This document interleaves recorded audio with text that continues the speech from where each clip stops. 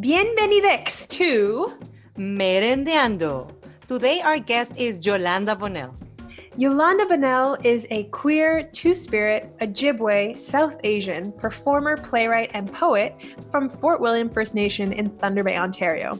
She's now based in Toronto, or Toronto. Yolanda has performed at Stratford, the National Arts Centre, and theaters across the country. She premiered her solo show Bug at the Luminato Festival in 2018, and she's currently developing White Girls in Moccasins in residency at Buddies and Bad Times Theatre. In this episode, we talked about decolonizing theater, what it takes to create during these pandemic times, our relationship with the earth, and cake. Yes, cake. Speaking about cake, my birthday is coming up soon, so I'm gonna attempt to make a tres leches cake. I believe in you. I don't believe in myself, but it will be what it will be, and I will eat it, but I'll let everybody know next episode. And what about you, Camila? What are you snacking on? I am snacking on some tepache right now. I actually made it myself. I'm feeling very accomplished about it. It's my first tepache of the season. If you don't know what tepache is, it's basically like fermented pineapple juice. You cut off the skins or the fruit of the pineapple, you leave it on the counter for a couple days, and then you drink it up. It's like fizzy and sweet. It's super simple to make, and if you add it to a little bit of beer, it's just like the most delicious summer cocktail. So that's what I am sipping on right now. So if you want to have a drink or a cake, we'll put some recipes in the notes. Why don't you grab yourself a merienda or a tasty snack and settle in and get ready for this episode.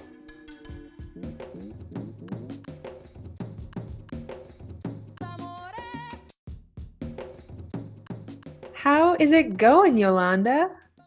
Oh, it's okay. It's actually not too bad. I think by this point, we're like 2 months in? I don't even know. Yeah, what is time? What is a calendar? Who knows?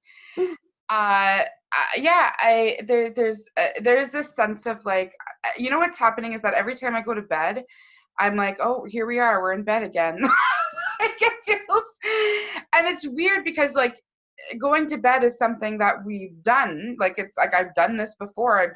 Was doing this every night. But there's something about this, like, I think it's the sense of like waking up and then we start the day over again, that like Groundhog Day kind of like feeling, which is something I was talking about with my therapist this morning, that is sort of like that feeling that's like happening right now because we're already so long into it. And so now it's starting to feel sort of Groundhog Day-ish. So, I'm just trying to like switch up my schedule every day so that I don't feel like this repetition feeling is happening. But just trying to stay ahead of the emotions right now. If I make a schedule and that schedule like changes every day, that's okay. But as long as I've got something that like helps me sort of like feel like it's not even like feeling like I'm doing something, it's just feeling like there's some sort of purpose to the day. And it's okay again, like if there's not, like Sunday I did like absolutely nothing because I was like, sometimes you need to do nothing. And that's okay. It's the day of gay Jesus. It is the Lord's day. So then can I ask, like, as an artist, how have you been dealing? Like as a human, totally. But how do you feel creatively right now? It's so interesting because what that just made me think about before all this happened. My whole thing was that I'm really bad at being a human, but I'm really good at being an artist. And now I'm like trying to human and I'm like, okay, so this is how we human. And I'm like, how do artists in this pandemic? Like, so I'm feeling a lot of like creative thoughts and like feelings, but having trouble sometimes putting them into motion. So like I think about like something, I'm like, oh, I really want to write about this, and then I just don't do it. So it's a little bit tricky. It's funny because I have 2 workshops, like virtual workshops, coming up in the next like 2-3 weeks for 2 of my plays, and so I actually have to sit down and do rewrites this week. So I'm excited about it. Like I'm excited to dive back into it, but I'm a little nervous about how I'm going to make this feel like a space that I can create in, because often I would not write in here because it's easy to get distracted. Or I would be in the mountains, which is where I'm supposed to be right now. I'm supposed to be in Banff in the mountains writing my play, but yeah. And how are you dealing with that, with having like that plan, or like the plans that you have for the year and then seeing that things are moving? Like, Yeah, I think it's like I've always sort of had to go with this idea of like accepting things that I can't change. Um, a long time ago, a friend of mine told me this saying, or this like thing that she would tell herself, that she heard from someone who was a practicing Buddhist. Um, so it is. So it's just about accepting the things that you can't change. Like, things are going to happen, and you're going to feel the way you're going to feel about it, and then you have to accept it and like move on. And it's sort of explored too in the book Tuesdays with Maury. He talks about detaching from it, so like that you feel the emotion and you feel it with all of your body, and you go through it and you're like, okay, and then you just detach from it. I mean, it sounds a lot easier than it is, and we all know that, but planting the idea in my head and like sort of moving forward with this, like, so it is, which has literally saved my life in a lot of ways, because I started practicing it in little ways. Like, my mental health would have me in fits when things would happen that I couldn't control, like if I missed the bus or like whatever, like things that I just like, you have to like just be okay with it, but I would like take it out of myself. And so this sort of helped me through those sorts of things. So when something like this happens, where there's literally nothing I can do, it's just, I have to like feel the feel, and then like, all right, well, how are we gonna move forward with this? Like, what are we going to do to like make this the best possible situation for whatever? Like, where can we find positives in this?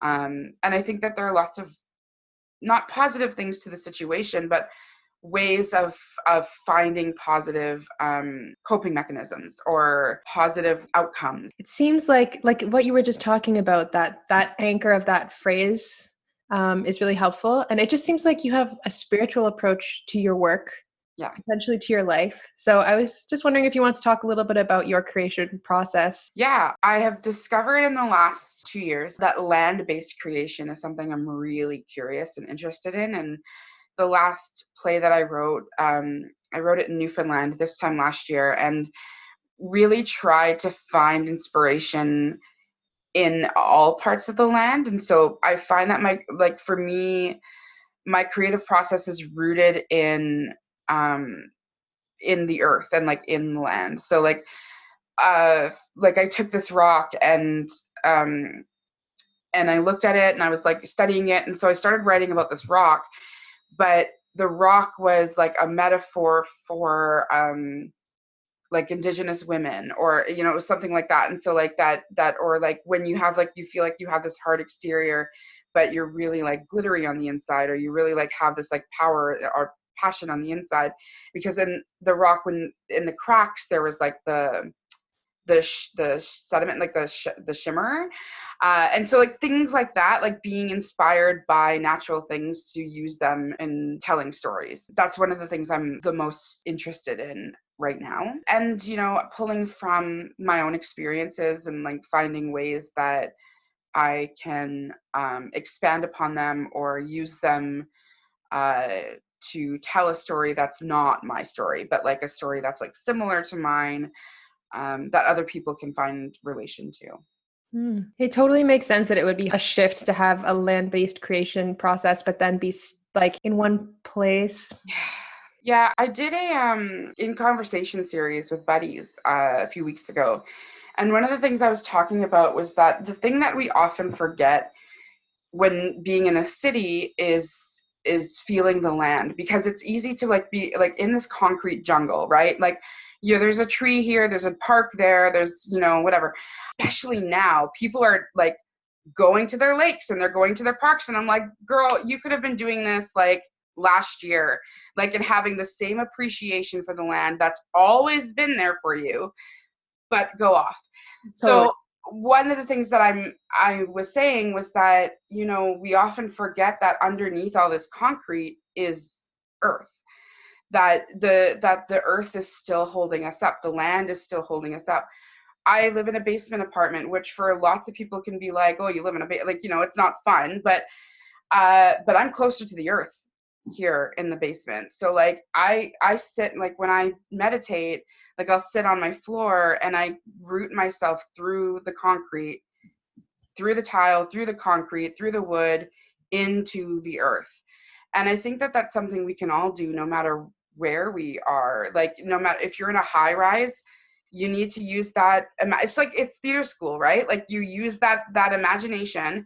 You think you have to use your brain to like project your body, like to send your energy down through your floor, through the ceiling of somebody else's place, through their space, through their floor, through the next ceiling. No matter how far you are up, you keep going down and down and down and down and down and down and down, and you root into the earth. And you can feel that shift in your body, in your spine. Like you can feel it. And I think, and a lot of that, again, like that is, it's theater practice, it's arts practice to have your body connected to earth.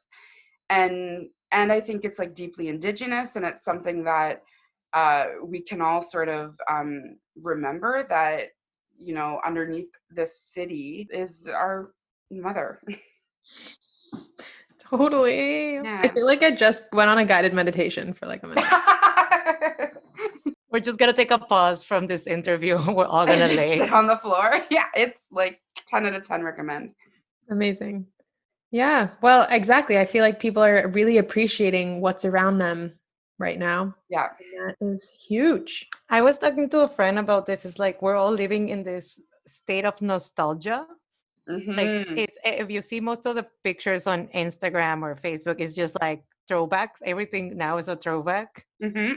It's like this weird, like we're all being like, remember when we were outside? And it was like, yeah, it was 2 months ago. But it feels like like, remember when you touched your friend? I was like, oh, those were the days. Like what?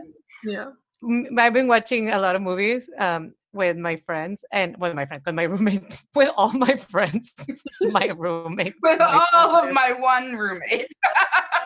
Yeah, it's just a very strange time. None of us have ever experienced anything like this, I don't think. And like, it's this sort of like strange feeling of like, on one hand, you're like, we're all in this together, so we're all going through it, and which like makes you feel less alone in some ways.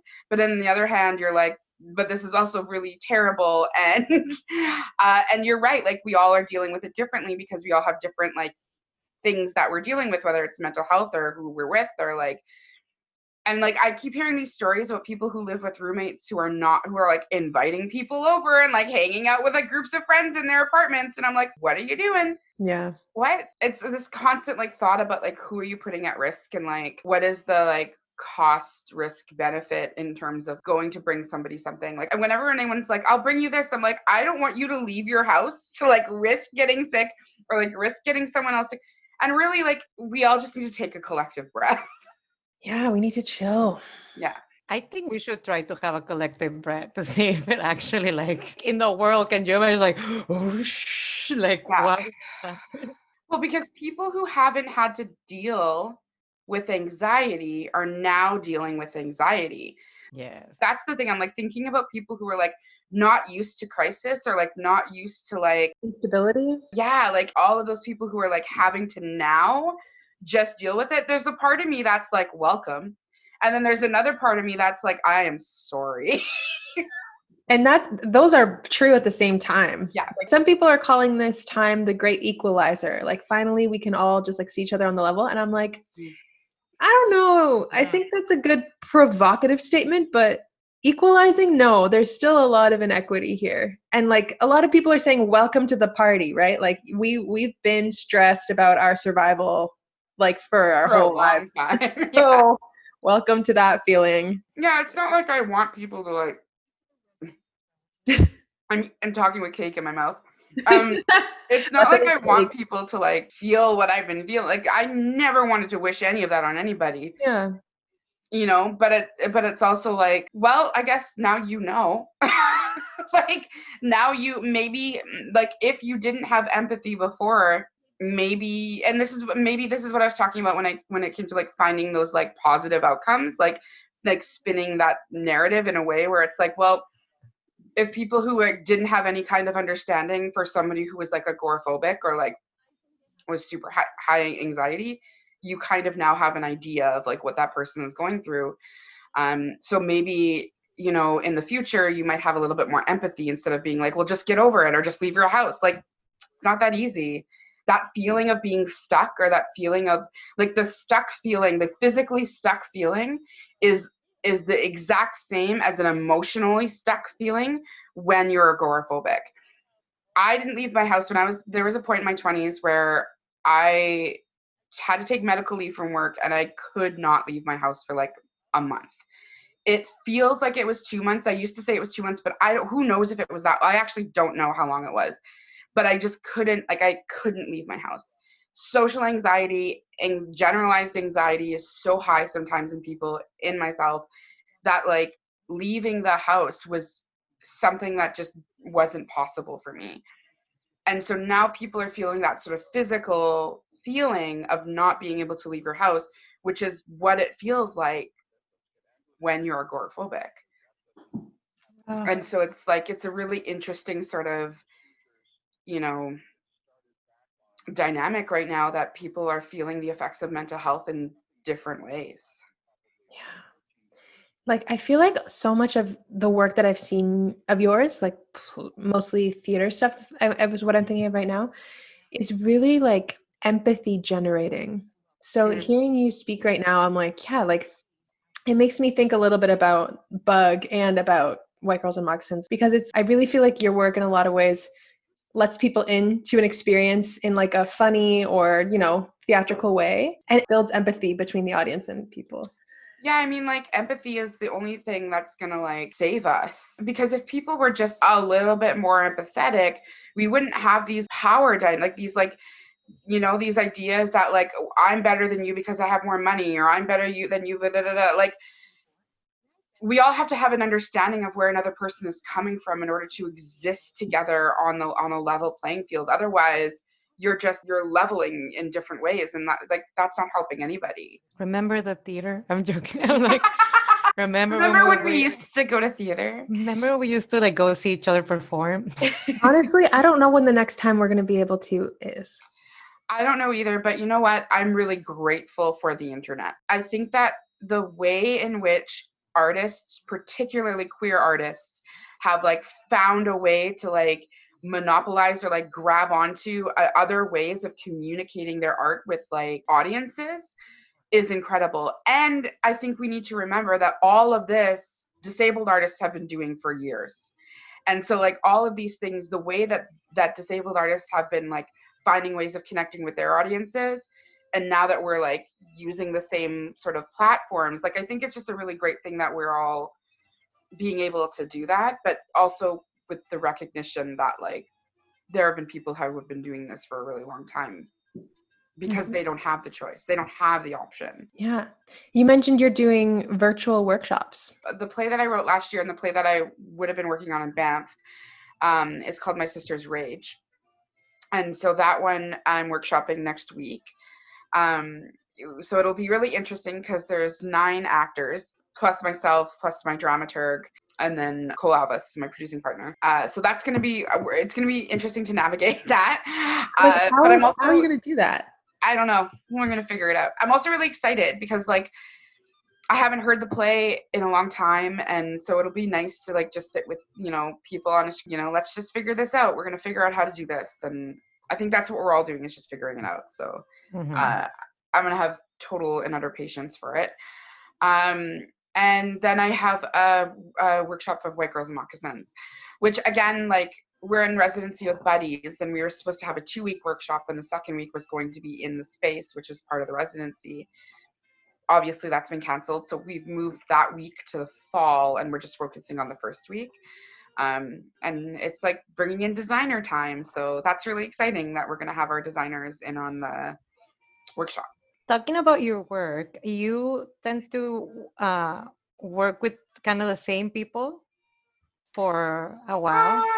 Some of your collaborators are the Yeah, same. I mean, I draw from the pool of Indigenous actors that we have, and I'm like, I try to work with different people as much as I can, which is what's exciting about Rage, because there are people that I haven't pulled in for my work before that are coming in, which I'm excited about.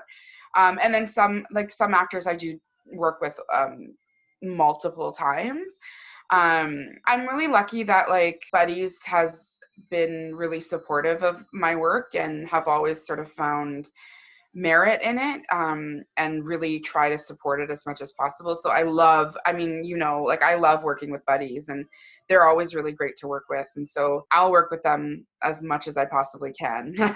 And I've worked with NEPA a few times as an Indigenous run organization or Indigenous organization. The support from them is always important, and the different ways that they do it is really great. I really want to ask you about your thoughts on decolonizing theater, because I think that goes along with like finding the right collaborators, the right vibe. So I know during your production of Bug, it was the show itself was beautiful. I got the chance to see it. One of the beautiful things I thought that you did was at the beginning in the program, you wrote a little bit about decolonizing theater. So I would love for you to share some of your thoughts on that. My whole idea was that we need to take theater out of the hands of capitalism and put it back into the hands of the storytellers. Because at the end of the day, that's what it should be about, is the story that you're telling.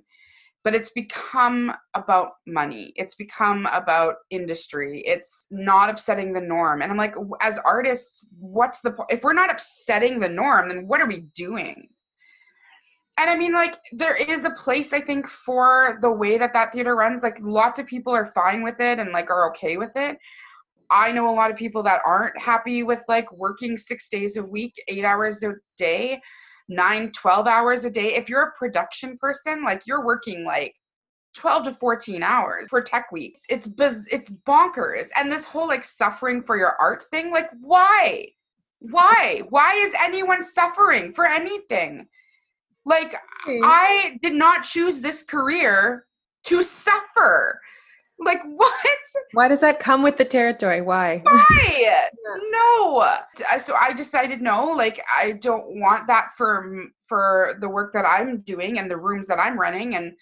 And Cole was on board because we've been doing this forever. So, like, we just thought that, like, you know, moving forward, if we can at least create spaces that are safe for our artists and our production staff, and like any designers that are coming on, or anybody that's working with us, we're going to do whatever we can to make that space decolonized, and so that we taking down those structures. And the truth is, like, I don't have the answers, and I wrote about this when I wrote the thing, was that I don't know what the right thing to do is. I'm working from my heart. I'm going, like, this is the thing that I feel is right. This is the only way that I can work.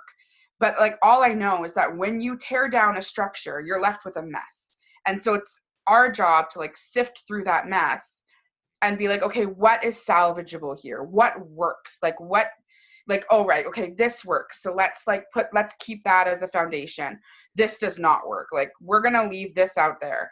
Like, talking to each other, communicating with each other, knowing how to be in space with one another, keeping each other safe. Like, I just don't understand, like, why we need to run something that's supposed to be, like, creative and joyful and freeing. Why do we have to run it in such a rigid way? If you look at Bug, there was nothing that was about that show that wasn't, like, I don't think, like, on par with any other show that, you know, has gone up. Like, you're not losing anything by doing theater this way. Like, you're not losing anything by decolonizing it. What you're losing are structures that are hurting people. And I'm hearing that decolonizing your space and creating safety are very linked for you. Can you talk a bit more about that? For me, like, decolonial practice is rooted deeply in Indigenous practice, and Indigenous practice for me has always been about safety, and it's always about you know, ensuring that you're moving forward in a good way or in the best way possible, and that you're sticking to those values, that you're working from your heart, or that you're working from a deep understanding of empathy, or like your own self-awareness, that it's not coming from a place of putting someone in a position where they're going to be uncomfortable or not feel safe or feel threatened, or you know what I mean? That it's more like open to feel how you're going to feel, and then we just move forward from that place. And this isn't a new way of thinking. Like, this is something that lots of people have been trying to put into place for years. Monique Mojica has like written about it and has done this work in her practice. Muriel Miguel and Spider-Woman Theater in New York, it's the same thing. These are Indigenous artists, Indigenous women who have been doing this work for so long. Lindsay LaChance, who is the artistic associate at the NAC Theater, Indigenous Theater, like, this is her practice. This is the work that she does. And like, she was paired with Kim Senclip Harvey, who like started doing that work on the West Coast. So like, we're everywhere trying to get these like wheels moving, so that, you know, when we work with artists, that they're like, they don't leave a project feeling traumatized. Because how often has that happened? Like, last year alone, every fucking project I did, I was like, and then I had to like start a new one. I was like, what am I doing? Totally. One of the things that we've been talking about with buddies is like, I want to sit down with a bunch of production managers and find out, if you could have a dream tech week, what would that look like? If you could have a tech week that ensured that you were getting sleep, able to like eat properly, going home at a decent hour, spending time with your like partners or friends or family, that you're not just focused on the work for a week, like, what would that look like for you? What would you need for that? And then we're going to talk about how we can implement like a decolonized tech week. And that's just like an example. Like, we do need funding for these things, because like, in order to have shorter rehearsal days, you might have to have longer rehearsal periods, right? And so we understand that like space costs money or whatever. So like, how can we like work within the systems that we have already, and like, how can we manipulate the systems that we have to like make it so that no one is burnt out or like overworked from doing the thing that they love to do? Because so many artists are like, I don't want to do this anymore. And I'm like, but you're so good. The amount of like writers that I've been like, your work is phenomenal. I don't understand why you're not being produced, and B, I get it why you're quitting, but like, also don't quit. We need you. But nobody's supporting them. So like, you know, it's frustrating. You know what's also the thing that right now for me is like, this is so romanticized too. Like you're saying, like, you don't need to be exhausted or traumatized or in pain, but it's also so ingrained as artists that we're like, you need to feel the pain. You need to go through it. And it's like, at one point I will say, I crave those long days, which is maybe not a great thing. I relate to that though. There's something like a familiarity, because I know that that's the way that I am familiar with working. Like, I know that close to production time, I am exhausted. I can't think of anything else. Part of my life is a mess, but the show, it's happening, and it's getting closer to happening. So I get that, Monica. I think like I crave it. Definitely. Like, I mean, there are lots of like parts. Like, I like had a great time in Stratford, not all the time, but like, there's something about like the schedule and like the rigor. Like, we all feel like, you know, there's like a sense of like, I worked hard and like, this is the thing and there's the outcome. And like, I like 100% understand that feeling. And like, I get it. Like, I feel it too in a lot of ways. And like I said, like, I think there are places for that. Like, I think that there's a time and a place for that. But I think that like, a lot of our thought processes are thought processes that we've had ingrained in us, or like beat over the head, so that, you know, some of the ways that we think and feel and like work in right now, we're so just like, yeah, we're used to, or we love, because it's been what's been taught to us. It's been like sort of what brainwashed us into like thinking that this is okay. But I think it's just like sifting through some of those behaviors or some of those things and being like, is this healthy though? Like, we love a lot of things that aren't healthy. Yeah. Relationships. Like, how many things do we love that aren't healthy? There's numerous things, right? So like, how do we break up with those things, you know? That's something really interesting because actors or performers, we work with our bodies and our feelings, and we keep putting them in jeopardize to do the same work. 100%. It's wild. It's wild. It's like when I was doing Crack Walker, I literally every night was spotting because my body believed that it was losing a baby every night because I couldn't tell my body that it wasn't real. Like, my body was like going through the thing. I knew I was fine. Like, I was okay. But my body was like hyperventilating and like having a moment and being like, you killed my baby. Like, I was going through it. And there was no way of convincing my body that that stress wasn't real. Like, that stress that my body was feeling was real for my body. Yeah. Like, as actors, as performers, it's really weird what we do. Totally. And we need to have techniques to like protect ourselves. But Yeah. at a certain point, techniques are amazing, but why don't we shift our systems too? Like we can. Yeah. Yeah, totally. And not just for actors, like you said, production people. Oh my God, they deserve so much respect. And they work so hard. Yeah, they really do. And so you perform in a lot of places and you do a lot of stuff. And one of the things that we love, because we've seen you perform, is when you do burlesque and you have this beautiful character called Sita Moon. Yeah. So how did you get into burlesque? How did she come to be? So a friend of mine, Jordan Campbell, long time ago was like, you need to do amateur strip. And I was like, girl, no. But so amateur strip judged by drag queens is like a thing that was happening every month at the Round venue in Kensington. And it was like, you could go and like perform, like you just signed up and you would show up and you would do the thing. And like stripping was like that you could get completely naked, you could get not naked at all, you could, like, it was totally up to you. And then they gave up prizes like at the end. And so there was a point in time where I was just feeling really, really bad about my body. Like, I just was having a lot of like dysmorphia and like not feeling great. So my answer was, let's go get naked in front of a bunch of people. Because I knew that no matter how I felt about it, everyone loves to see a fat bitch on stage loving herself. Everyone loves it. Like, people go wild for that shit. So I was like, you know what? I'm going to go to a place where my body is going to be celebrated because that's going to make me feel better. And that's what I did. So I realized when I got there that everybody was using a stage name. And I was like, I don't have a stage name. No way. And so the theme of that first one was you've died and then you come back. What do you come back as? So I immediately was like, a vampire, like, obviously. So I bought like fangs and like had them in. So I was like, I need a good vampire name. And so Sita, there was this series of books that when I was a kid I started reading. I was like maybe 11.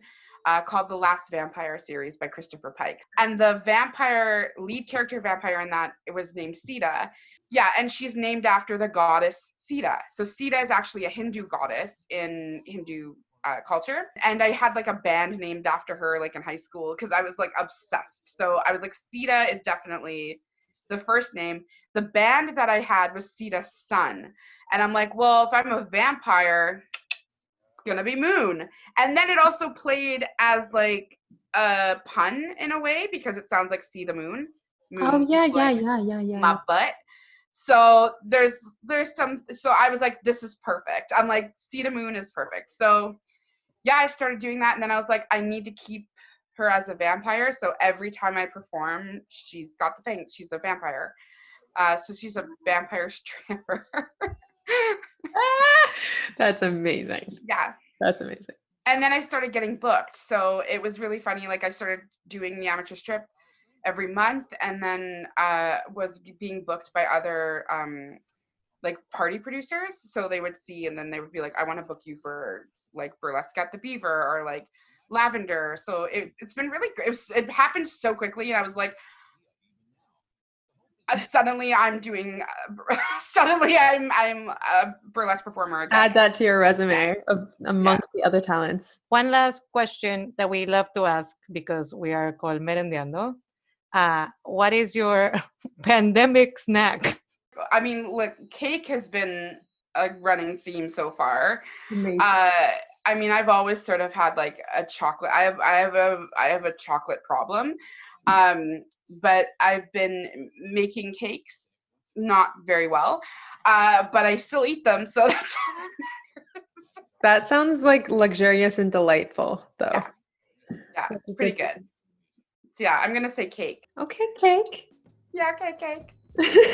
Awesome. Okay, thank you so much for taking the time to talk to us. We really appreciate it. Thank you. Thank you You're for awesome. having me. You're awesome.